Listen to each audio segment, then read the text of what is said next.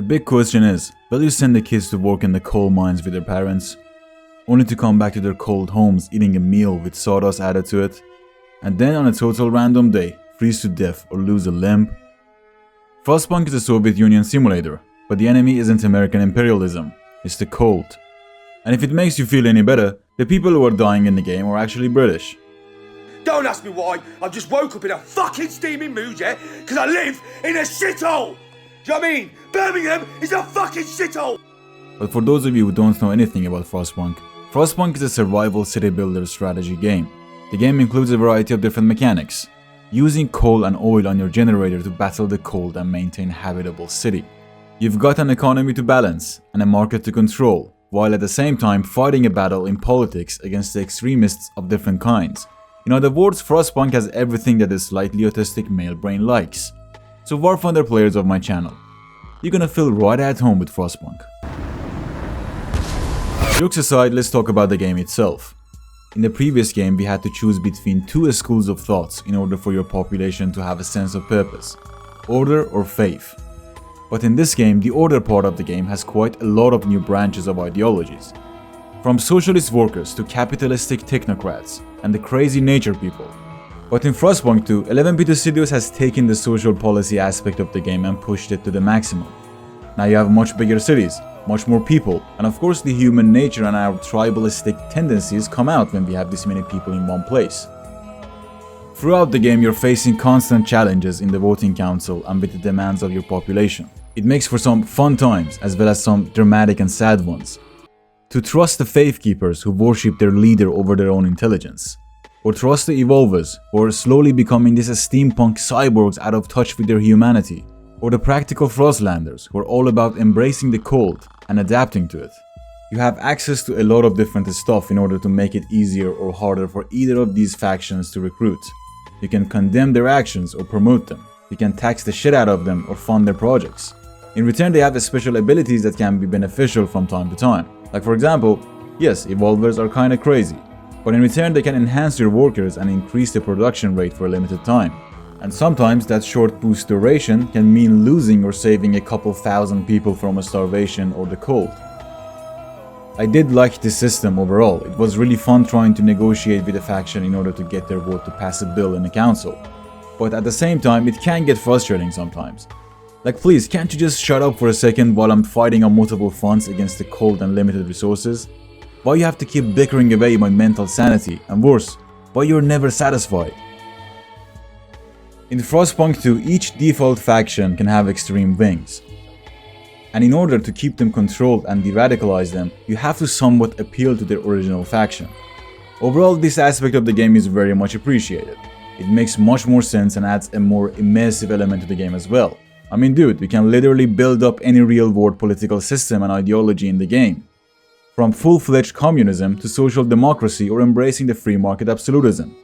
Frostpunk 2's Book of Law almost includes everything, and I'm all here for it, man. In this section I have some criticism. Frostpunk 2 uses a completely different system in building. Unlike before, you don't have to build each single individual home one by one. Same goes for mines and refiners as well. Instead, you make districts, and then you can add different type of buildings to them. You don't have to build hospitals on their own tiles now. Research buildings, watchtowers, hospitals, and lots of more different types of buildings are built in the housing districts. This of course helps a lot with keeping things simple. The fact that you don't have to devote a whole tile of land to a small medical center, and you don't have to keep every single building in the game in the range of your generator. And hell, imagine if you had to manage every little medical center like the previous game. The district building system has helped a lot with expanding the game and turning it into a proper city builder now. It's not a small village or colony anymore. Now you can actually build a self-sustaining city, and it's only possible because of this new system. But there is a new mechanic that I find really annoying. The frost breaking mechanic is a new thing. In order to build on tiles, first you have to break the ice. Now some people are gonna be like, well Gorilla, that's realistic, isn't it? You have to remove the ice in order to be able to build on it, right? I mean, yeah, but why the fuck there should be a dedicated mechanic in the game for it? Why not do it completely automatically whenever you want to build the stuff over that piece of land? I think they added this mechanic to the game to somewhat balance resources and economy. But regardless of that, it's a really annoying mechanic. It's very much limiting and consumes a lot of time and micromanaging.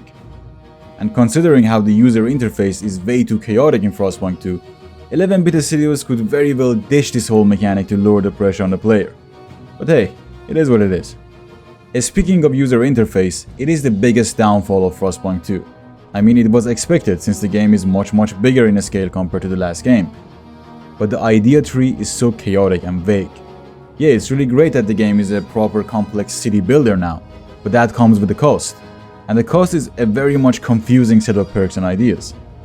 Say what you want, but 11-bit studios didn't do a good job in this section, and having different political factions in the game complicate things even further. Each of these perks has its own branches, and each branch is suggested and supported by a faction in the game. So not only you should aim for efficiency of the said perk or idea, you must include the response of the population to it as well.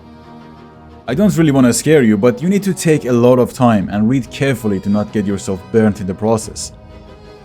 As I said, the game is much bigger now. It offers more content and is no longer that a small indie game anymore. And if the cost is a hectic user interface, so be it.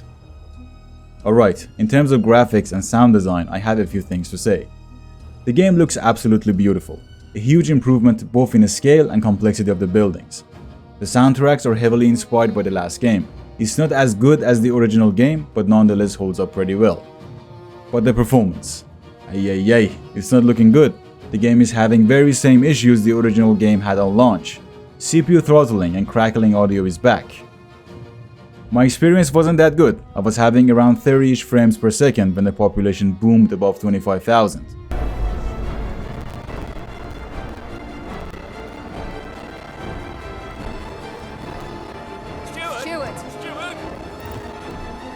It is a taxing game on the GPU, and for now it's having a lot of issues with utilizing the CPU as well. But don't worry, I'm sure in the next few days, developers will take care of these issues and optimize the game further. So overall, Frostpunk 2 is definitely a game that you must buy.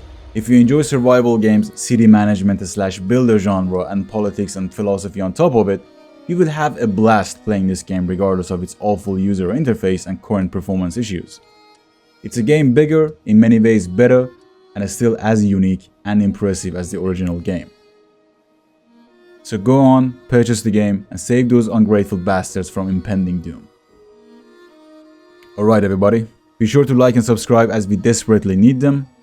Thanks for watching, and be seeing ya.